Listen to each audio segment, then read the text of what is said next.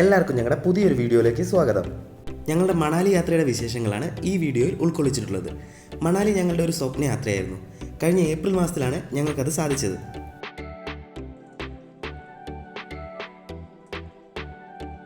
കോഴിക്കോട് നിന്നും ഇൻഡിഗോയുടെ ഫ്ലൈറ്റിലാണ് ഡൽഹിയിലേക്കുള്ള യാത്ര. അവിടെ നിന്ന് മണാലിയിലേക്ക് ബസ്സിലും. ചിഞ്ചൂസിൻ്റെ ആദ്യത്തെ ഫ്ലൈറ്റ് യാത്ര ആയതുകൊണ്ട് എനിക്കല്പം ടെൻഷൻ ഉണ്ടായിരുന്നു. പക്ഷേ അവൾ അത് നന്നായി ആസ്വദിക്കുകയായിരുന്നു. യാത്രാക്ഷീണം കാരണം ബസ്സിലെയും കോട്ടേജിൽ ചെക്ക് ഇൻ ചെയ്യുന്ന വീഡിയോയും ഷൂട്ട് ചെയ്യാനായി ഞങ്ങൾക്ക് സാധിച്ചില്ല. ഓൾഡ് മണാലിയിലായിരുന്നു ഞങ്ങളുടെ കോട്ടേജ്. ഭക്ഷണശേഷം ഞങ്ങൾ പുറത്തേക്ക് ഇറങ്ങി. ഞങ്ങളുടെ ഈ യാത്രയുടെ പ്രത്യേകത ഞങ്ങൾക്ക് കൃത്യമായ പ്ലാനിങ്ങുകൾ ഒന്നും തന്നെ ഇല്ലായിരുന്നു എന്നതാണ്. പുരാതന ഹിന്ദു ദൈവമായ മനുവിൽ നിന്നാണ് മണാലി എന്ന പേരുണ്ടായത് എന്നാണ് ഐതിഹ്യം. മണാലി ദൈവങ്ങളുടെ താഴ്വര എന്നാണ് അറിയപ്പെടുന്നത്. 1980-ലെ കാശ്മീർ സൈനിക അധിനിവേശത്തിന് ശേഷമാണ് മണാലി ഒരു പ്രശസ്തമായ വിനോദസഞ്ചാര കേന്ദ്രമായി മാറുന്നത്. ഞങ്ങൾ ആദ്യം പോയത് ഹിഡുംബി ടെമ്പിളിലേക്കാണ്. ഇന്ത്യൻ ഇതിഹാസമായ മഹാഭാരതത്തിലെ ഭീമന്റെ ഭാര്യയായ ഹിഡുംബി ദേവിക്ക് സമർപ്പിച്ചിരിക്കുന്ന ഒരു പുരാതന ഗുഹാക്ഷേത്രമാണിത്. ദേവദാരു വനത്താൽ ചുറ്റപ്പെട്ടാണ് ഈ ക്ഷേത്രം സ്ഥിതി ചെയ്യുന്നത്.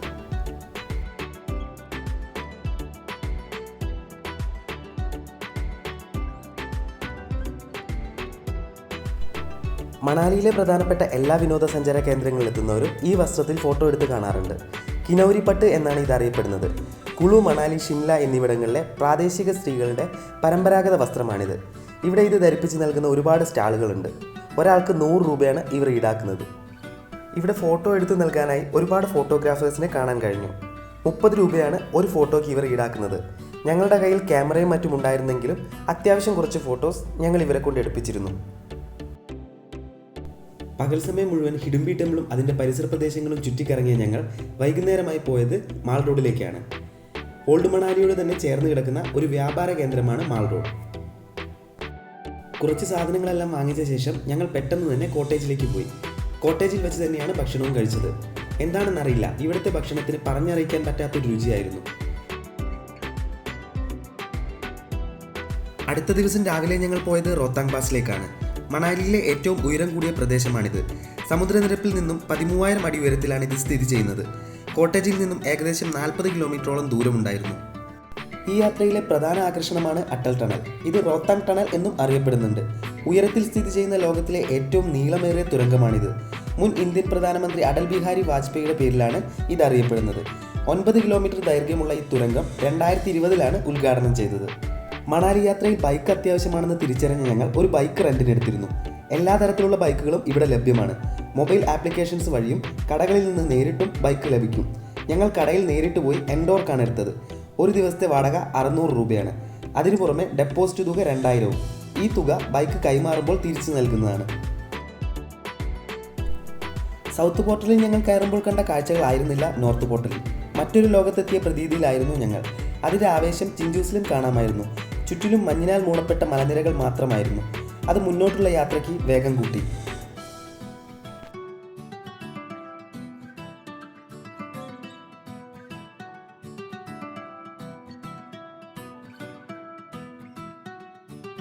പക്ഷേ ഞങ്ങളുടെ പ്രതീക്ഷകളെല്ലാം തെറ്റിച്ചുകൊണ്ട് റോത്താങ് പാസിന് 5 കിലോമീറ്റർ മുമ്പ് പോലീസ് ബാരിക്കേഡുകൾ തീർത്ത് വാഹനങ്ങൾ തടയുന്നുണ്ടായിരുന്നു. റോത്താങ് പാസിലെ ശക്തമായ മഞ്ഞുവീഴ്ചയാണ് അതിന് കാരണം. തണുപ്പിനെ പ്രതിരോധിക്കുന്ന സൂട്ടുകൾ വാടകയ്ക്ക് നൽകുന്ന ചെറിയ ചെറിയ സ്റ്റോറുകൾക്ക് പുറമെ ഒരുപാട് ഫുഡ് സ്റ്റോറുകളും ഇവിടെയുണ്ട്. രാവിലെ ഭക്ഷണം കഴിക്കാതെയുള്ള യാത്രയായതുകൊണ്ട് തന്നെ ഭക്ഷണം കഴിച്ച് മുന്നോട്ട് നീങ്ങാമെന്ന് ഞങ്ങൾ കരുതി.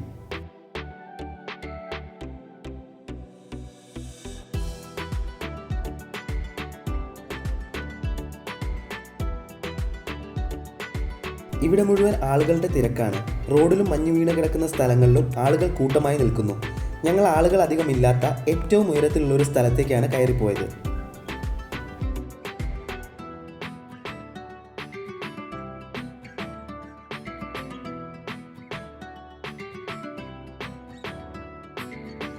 വാക്കുകൾ കൊണ്ട് വർണ്ണിക്കാൻ പറ്റാത്തൊരു ഭംഗി ഈ സ്ഥലത്തിനുണ്ട്. എവിടെ തിരിഞ്ഞാലും മഞ്ഞു വീണ് കിടക്കുന്ന സ്ഥലങ്ങൾ മാത്രം. ഇവിടെ നിന്നും ഞങ്ങൾക്ക് ഒരുപാട് ഫോട്ടോസ് എടുക്കാനായി സാധിച്ചു. ഈ യാത്രയിൽ ഞങ്ങളെടുത്ത ചില ഫോട്ടോസ് കമൻറ്റ് ബോക്സിൽ കൂട്ടിച്ചേർക്കുന്നതാണ്.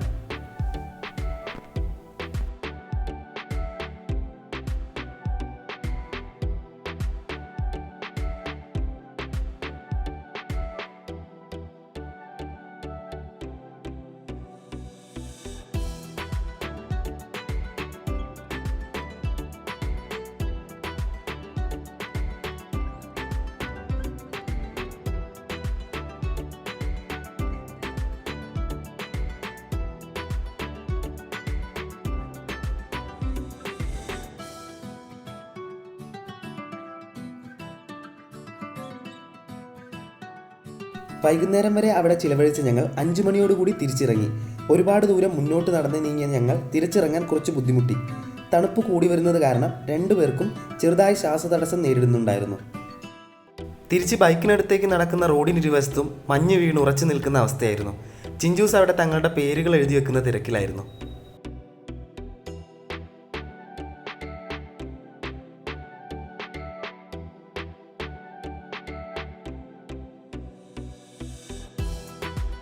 ഞങ്ങൾക്ക് മുന്നേ വന്ന ഒരുപാട് പേരുടെ പേരുകളും ആ മഞ്ഞുകെട്ടയിൽ മായാതെ അങ്ങനെ കിടക്കുന്നുണ്ടായിരുന്നു. മഞ്ഞുരുക്കി നേരിട്ട് ഒഴുകി വരുന്നത് കൊണ്ടാവാം ഈ വെള്ളത്തിന് അസ്ഥിയെപ്പോലും ഉരുക്കിക്കളയാൻ മാത്രം തണുപ്പുണ്ടായിരുന്നു.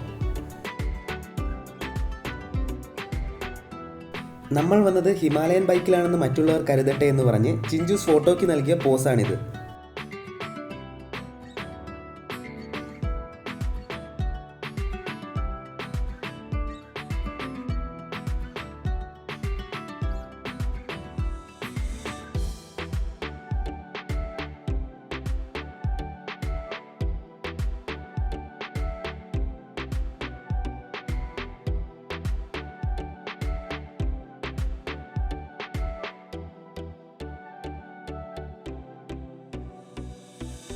അടൽ ടണലിലൂടെ തിരിച്ചുള്ള യാത്ര അത്ര സുഖകരമല്ലായിരുന്നു.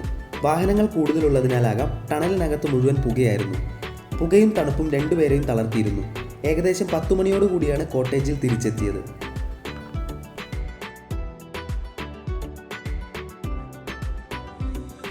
മൂന്നാം ദിവസം തളർച്ചയോടുകൂടിയാണ് ഉറക്കമുണർന്നത്.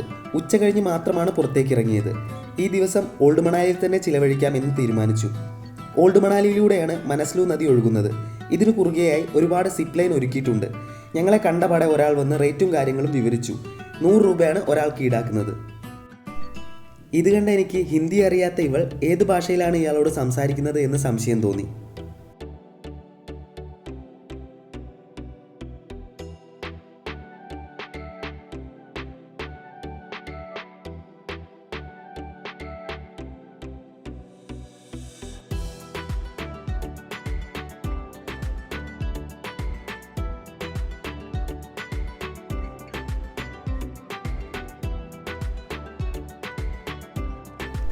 സിപ്പ് ലൈൻ ഉയരത്തിലല്ല എങ്കിലും നദിയിലെ കുത്തൊഴുക്ക് ചെറിയ പേടി നൽകുന്നതാണ്.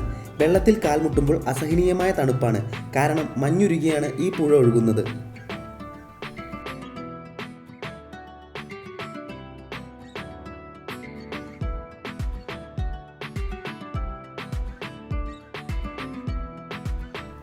ഞാനിതിൽ കയറുമെന്ന് ചിഞ്ചൂസ് ഒരിക്കൽ പോലും കരുതി കാണില്ല. കാരണം ഉയരം എനിക്ക് പൊതുവെ കുറച്ച് പേടിയാണ്.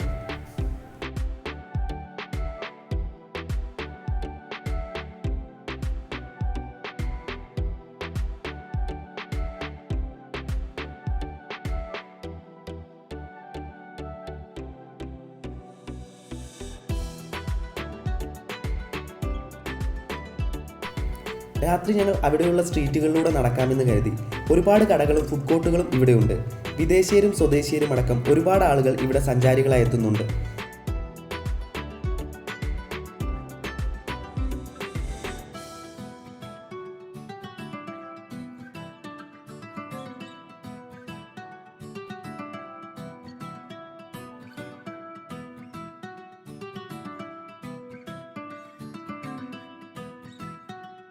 സംഗീതവും നൃത്തവും ആഘോഷങ്ങളുമായി തന്നിലേക്ക് എത്തുന്നവരെല്ലാം സ്വീകരിച്ചുകൊണ്ട് മണാലി അങ്ങനെ ഉറക്കമില്ലാതെ ഇരിക്കുന്നു. 4ാം ദിവസത്തെ യാത്ര ജോഗിനി വെള്ളച്ചാട്ടത്തിലേക്കാണ്. യാത്രയുടെ അവസാന ദിവസമായതിനാൽ ചിഞ്ചൂസിന് അല്പം നിരാശയുണ്ട്. യാത്രയുടെ ഇടയ്ക്ക് ഭംഗിയുള്ളൊരു പാലത്തിൽ വെച്ച് ഞങ്ങൾ അല്പം ഫോട്ടോകൾ എടുത്തു. ജോഗിനി വെള്ളച്ചാട്ടം താഴെ കുളു താഴ്വരയിലെ ബിയാസ് നദിയിലാണ് പതിക്കുന്നത്. ശക്തിപീഠം എന്നും ഈ സ്ഥലം അറിയപ്പെടുന്നുണ്ട്. അല്പം ഉയരത്തിലാണ് ഈ പ്രദേശം. പക്ഷേ ഇവിടെ എത്തുമ്പോൾ എടുത്ത ഓരോ ചെറിയ ചുവടും നമ്മൾ മറന്നുപോകും.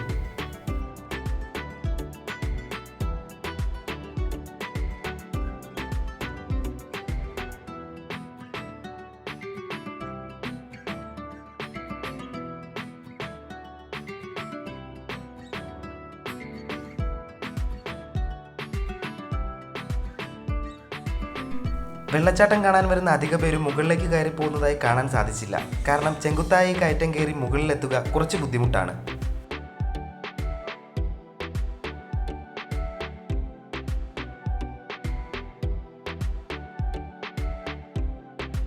ഈ പ്രദേശങ്ങളിലെ കടകളിൽ വാട്ടർ ബോട്ടിലുകൾ തണുപ്പോടുകൂടി സൂക്ഷിക്കുന്നത് ഇങ്ങനെയാണെന്ന് കാണാൻ സാധിച്ചു.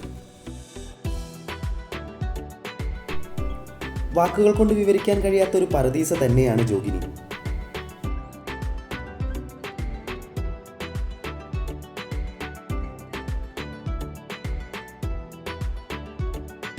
തിരിച്ചുള്ള യാത്രയിൽ അല്പം ട്രാഫിക് അനുഭവപ്പെട്ടു. 5 മണിക്കാണ് ഞങ്ങളുടെ ബസ്.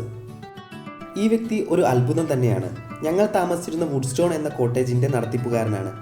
4 ദിവസം ഇവിടെ നിന്നാണ് ഞങ്ങൾ ഭക്ഷണം കഴിച്ചത്. പക്ഷേ 1300 രൂപ മാത്രമാണ് ഞങ്ങളോട് ഈടാക്കിയത്. തിരിച്ചുള്ള യാത്രയിൽ കഴിക്കാനായി ഭക്ഷണവും തയ്യാറാക്കി നൽകി. ഇവിടുത്തെ ഡീറ്റെയിൽസ് ഡിസ്ക്രിപ്ഷനിൽ ചേർക്കുന്നതാണ്.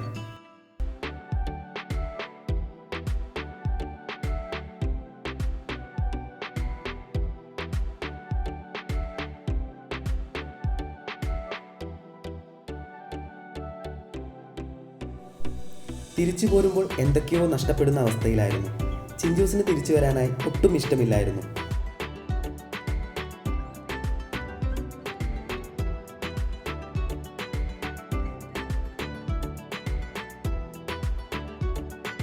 കണ്ടതിനേക്കാൾ കൂടുതൽ കാണാത്ത കാഴ്ചകളുമായി മണാലി ഞങ്ങളോട് യാത്ര പറയുന്നുണ്ടായിരുന്നു.